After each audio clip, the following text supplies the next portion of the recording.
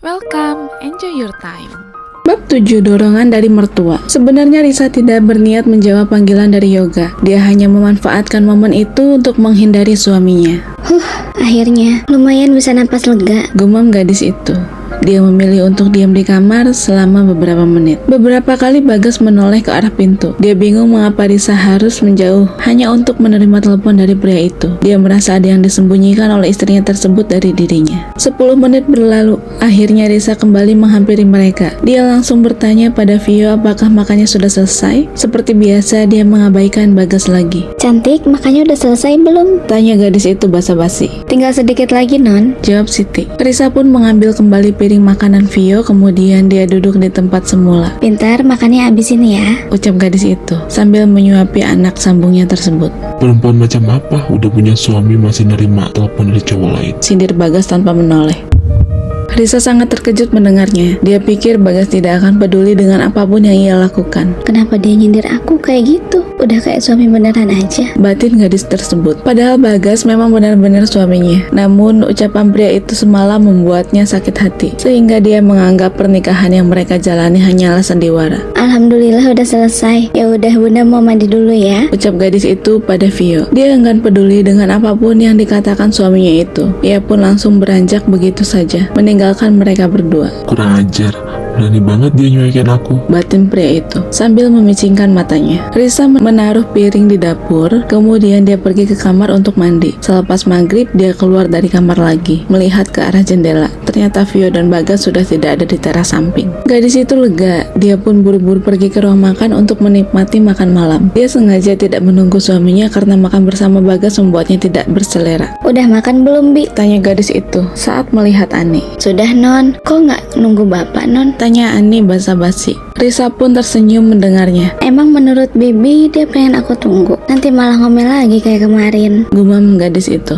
Ani tersenyum mendengarnya. Sabar ya, Non. Mungkin Bapak butuh waktu untuk menerima semua ini. Apalagi kan mendiang Bu Rina baru aja meninggal. Ucapnya berusaha menenangkan gadis itu. Risa mengangguk. Aku nggak berharap banyak, Bi. Aku nikah sama dia juga cuma demi Vio. Cepat atau lambat mungkin aku akan pergi dari rumah ini. Kalau aku jadi pergi, titip Vio ya, Bi. Ujar gadis itu. Mendengar hal tersebut, Ani langsung merasa bersedih. Loh, kok begitu, Non? Tanyanya memelas. Aku juga kan pengen bahagia, Bi. Gak mungkin hidup sama orang yang benci sama aku terus. Jawab gadis itu santai. Ani hanya dapat menghela napas. Bingung juga ingin berkomentar seperti apa. Tidak mungkin dirinya memaksa Risa untuk tetap tinggal. Apalagi ia tahu betul bagaimana sikap Bagas terhadap gadis itu. Saat Risa sedang makan, tiba-tiba Bagas muncul. Pria itu baru saja pulang dari masjid. Assalamualaikum. Ucapnya. Dia langsung berjalan ke arah ruang makan. Waalaikumsalam. Sahut Risa tanpa menoleh. Dia tetap melanjutkan makannya seolah Bagas tidak ada di sana. Bagas pun duduk di kursinya. Dia menatap heran ke arah Risa yang tetap fokus makan tanpa menghiraukan dirinya. Padahal biasanya dulu Rina pasti akan mengambilkan makanan atau minimal menawarkannya makan. Gadis itu malah menunduk, buru-buru menghabiskan makannya. Kemudian dia beranjak sambil membawa piringnya tanpa mengatakan apapun pada pria itu.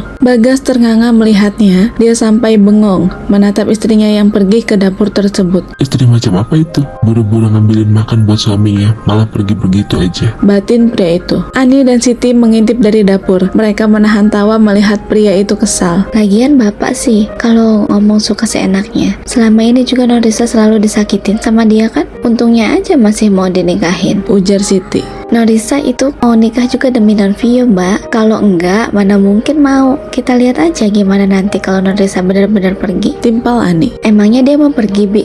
Tanya Siti penasaran. Entahlah, kalau dilihat dari sikapnya kemungkinan begitu. Biarin aja deh, biar kapok. Aku kasihan juga sama Non Risa. Ujar Ani. Mereka memilih pergi ke kamar daripada kena amuk Bagas. Hari ini Asti datang ke rumah Bagas. Dia membawa banyak kue karena nanti malam ada acara tahlilan hari ke-7 meninggalnya Rina. Assalamualaikum. Ucap Asti saat memasuki rumah tersebut. Kebetulan Risa sedang sibuk di dapur, sedangkan Bagas masih berada di makam.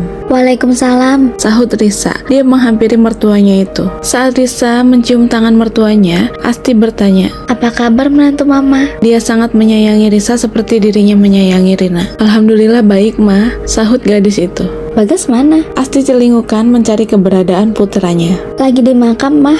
Sahut Risa sambil tersenyum. Asti menghela napas. Kamu yang sabar ya. Ucapnya sambil mengusap lengan Risa. Gak apa-apa kok, Mah. Lagian biar gimana pun Mbak Rina lah yang dicintai Mas Bagas. Aku sadar posisiku. Cinta itu kan gak bisa dipaksakan, Mah. Lagi pula aku belum ada perasaan apa-apa sama Mas Bagas. Jawab gadis itu, jujur. Dia berharap dengan kejujurannya itu mereka mau mengerti, lalu membiarkan mereka untuk berpisah. Namun dugaannya salah.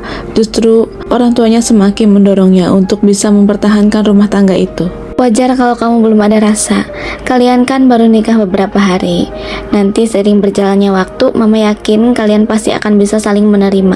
Jelas Asti. Risa hanya bisa tersenyum getir, tak peduli orang lain berkata apa. Dia yakin pernikahannya tidak akan berjalan lama. Siang hari saat mereka tengah sibuk, Asti mengajak putranya itu bicara. Dia menasihati Bagas agar bisa bersikap baik pada Risa. Bagaimanapun saat ini gadis itu adalah tanggung jawabnya. Kamu jangan begitulah, Bagas. Kasihan istrimu. Ucap Asti. Sejak awal kalian yang maksa aku nikah sama dia. Kenapa sekarang aku yang dituntut seperti ini? Tanya Bagas kesal. Karena tanggung jawabmu di hadapan Tuhan itu sakral, bukan cuma di hadapan kami. Setelah kamu mengucapkan kalimat kabul, artinya siap untuk menjalankan kewajiban sebagai suami dan bertanggung jawab atas dirinya. Tegas Asti. Bagas menghela napas kasar. Sekarang bukan waktu yang tepat untuk bahas itu. Lebih baik kita fokus ke tahlilan Rina. Ucapnya. Dia pun beranjak dan berlalu dari ruangan itu.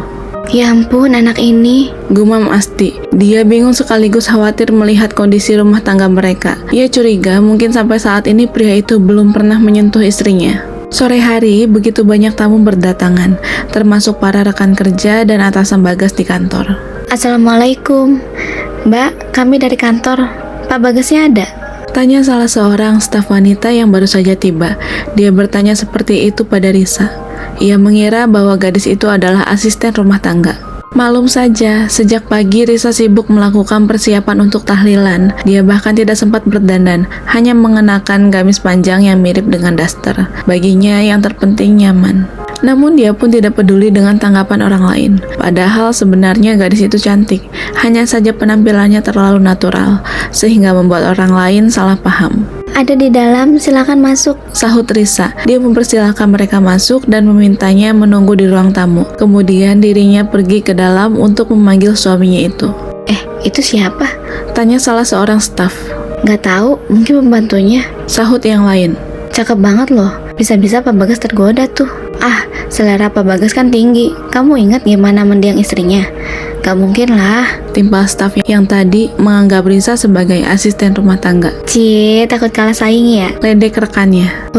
Jangan sembarangan. Tegur wanita bernama Steffi itu. Sudah sejak lama dia menaruh hati pada Bagas. Namun selama ini pria itu selalu mengabaikannya. Sementara itu Risa memanggil Siti. Dia meminta tolong pada pengasuh Vio tersebut untuk memberitahu Bagas. Mbak, tolong bilang ke Bapak ada tamu dari kantor. Ucapnya. Kenapa nggak Non aja yang bilang? Bapak lagi di kamar, Non. Sahut Siti. Mbak jangan ngeledek ya. Udah sana cepetan panggil. Ucap Risa sambil memicingkan matanya. Padahal saya serius loh, Non. Kan istrinya lebih pantas buat masuk ke kamar. Keluh Siti memelas. Dia merasa tidak enak hati jika harus memanggil Bagas di kamar. Benar apa kata Siti, Riz? Kamulah yang panggil dia. Masa Siti yang disuruh masuk ke kamar? Ujar Asti. Jika mertuanya yang sudah bicara, Risa pun tidak bisa mengelak. Iya, Mah. Sahutnya lemas. Dengan berat hati dia terpaksa pergi ke kamar pria itu. Mudah-mudahan Mama Asti gak sering kesini deh. Bisa repot kalau dia datang kesini terus. Batinnya, dia merasa keberadaan mertuanya membuat dirinya jadi sulit bergerak. Wanita itu selalu mendorongnya untuk lebih dekat dengan Bagas. Gadis itu pun mengetuk pintu secara perlahan, namun tidak ada jawaban dari dalam sana. Langsung masuk aja, Riz. Nggak usah malu-malu. Ucap Asti sambil tersenyum.